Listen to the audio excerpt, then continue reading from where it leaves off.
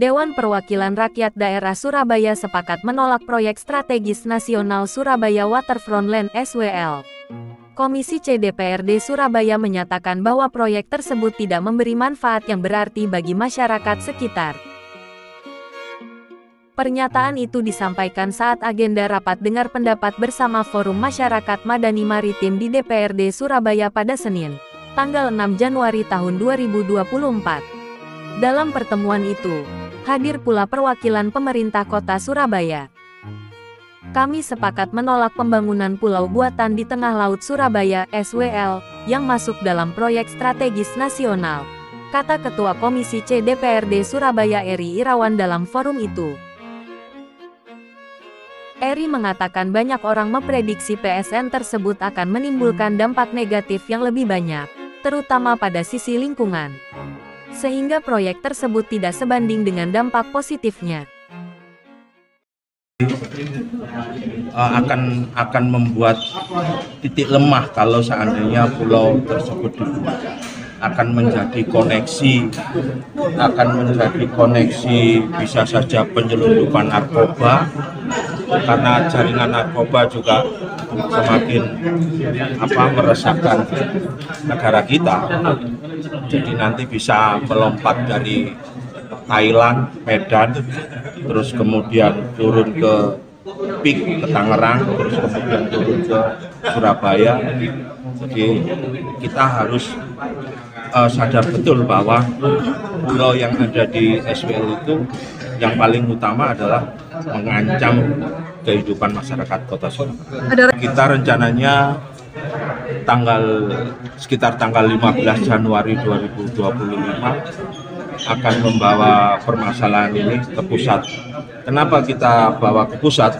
Karena kita memiliki kebuntuan untuk melakukan komunikasi kepada DPRD provinsi yang arahnya itu adalah memiliki ketakutan terhadap pemerintah pusat. Jadi seolah-olah PSN SWL ini menggantikan sebagai Tuhan.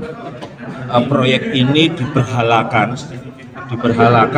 agar semua pemerintah daerah, pemerintah kota itu menurut terhadap Perpres nomor 3 tahun 2016, Impres nomor 1 tahun 2016, bahwa mereka akan memaksakan. Menurut saya, yang namanya suatu pembangunan, apalagi kemudian ini proyek berskala nasional, tentunya satu harus memiliki perencanaan yang matang. Artinya dampak negatifnya terutama, terus kemudian efek positifnya untuk masyarakat itu sudah harus dipetakan terlebih dahulu. Nah, ketika sudah terpetakan, maka kita akan bicara bagaimana sih kemudian pelaksanaannya, siapa yang akan dilibatkan di sini, siapa masyarakat yang terdampak. Yang terdampak adalah masyarakat pesisir, nelayan dan lain sebagainya. Oke, dampak pembangunannya apa? Mampu meningkatkan taraf hidup masyarakat di sana. Di sisi apa? Pendidikan, ekonomi, kemudian di sisi pariwisatanya, di sisi kemudian taraf hidupnya lebih layak kah atau seperti apa. Nah, kalau kemudian di sana kemudian oke, ini akan nanti masyarakat akan menjadi lebih naik taraf hidupnya. Kemudian barulah dilihat siapa sih pengembang ataukah kontraktor yang kemudian backgroundnya mampu menaikkan taraf hidup masyarakat, mampu membangun dengan kemudian membuat wilayah setempat lebih hidup. Nah, saya tidak melihat bahwa track record ini dimiliki oleh Titik Ganti Jaya. Paham. Jadi nggak kemudian Herlina nggak setuju dengan kalian, enggak. Tapi saya kemudian melihat apa sih yang mampu dilakukan gitu. Sama lah kira-kira kayak kemarin Herlina sudah ngapain aja, jadi kayak gitu. Kalau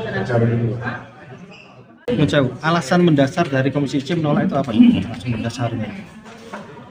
Manfaat dari proyek tersebut yang hampir dikatakan tidak ada untuk masyarakat yang terdampak, kita perlu garis bawahi. Jadi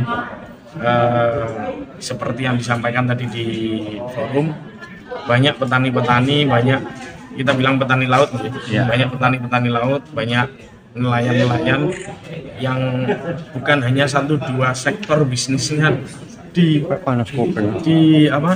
dirugikan, tapi hampir semua sektor bisnis dari nelayan tersebut banyak yang hilang nantinya.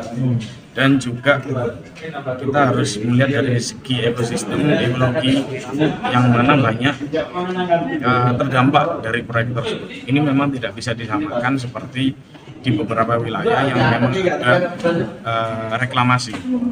Contoh seperti di Bali ataupun di Jakarta, Depik, itu memang mereka bisa berhasil dengan reklamasi tersebut, tapi dengan tidak meninggalkan masyarakat yang ada di sekitarnya, dan tidak merugikan masyarakat yang ada di sekitarnya. Pada intinya ekologi ataupun demografis wilayah kita itu yang berbeda daripada wilayah-wilayah. Artinya Akan dibicarakan ke pemerintah pusat atau bagaimana sikap dari komisi?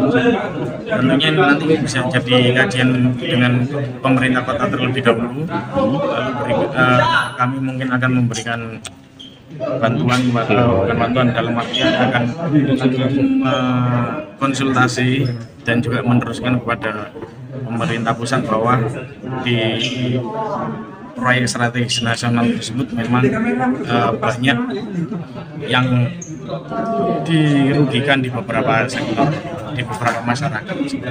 intinya karena proyek ini bisa jadi mata pencaharian masyarakat sekitar ini bisa hilang, makanya atau gimana? Jadi bukan ini sudah menjadi keberlangsungan hidup masyarakat di sekitar. Jangan sampai nanti apabila proyek tersebut direalisasikan, masyarakat sekitar itu hanya menjadi penonton.